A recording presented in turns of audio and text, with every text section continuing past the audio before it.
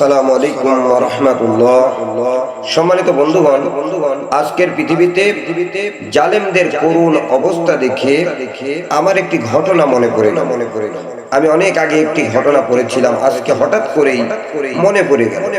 আমি আপনাদের শোনাই, মজার গল্প, আপনারা মজা পাবেন এবং এই বর্তমান পরিপ্রেক্ষিতে খুবই প্রযোজ্য এই গল্পটি।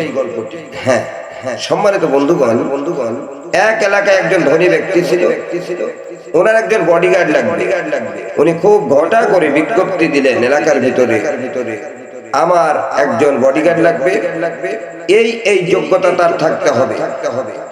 যথা সময়ে বডিগার্ড অনেকগুলো চলে আসলো চাকরি নেওয়ার জন্য। অনেকে বলল, আমি আপনাকে সেভ করব আপনার শত্রুদের হাত থেকে। আরেকজন এসে বলল, আমি 3 জন শত্রু যদি আপনার কাছে আসে তবুও আমি সেভ করব। সর্বশেষে খুব নওজোয়ান, শক্তির অধিকারী, শক্তিশালী যুবক, তরতাজা, সে এসে বলল, জনাব, আপনি যদি আমাকে বডিগার্ড নেন তাহলে আমি একাই 10 জনকে সাবার করে দিতে পারবো।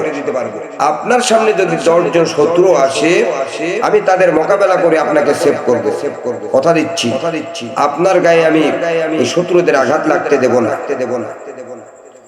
এই কথা শুনে মালিক কান্না শুরু করলো।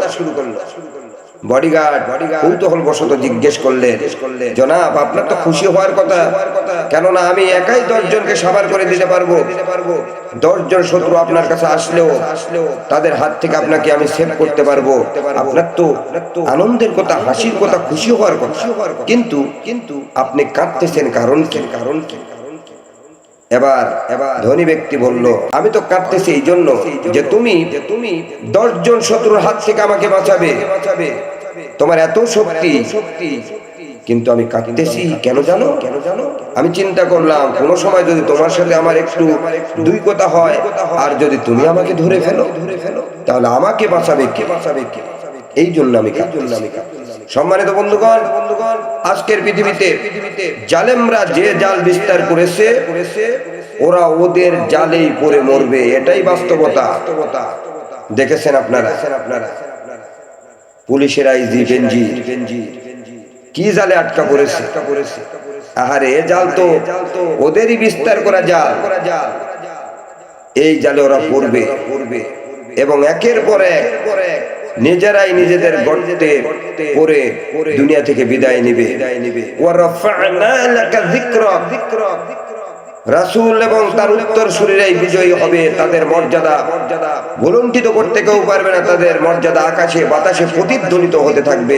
এটাই বাস্তবতা। আল্লাহ তাআলা আমাদের সবাইকে দ্বীনের জন্য, ইসলামের জন্য, কোরআনের জন্য কবুল করুন। আমিন, আল্লাহুম্মা আমিন।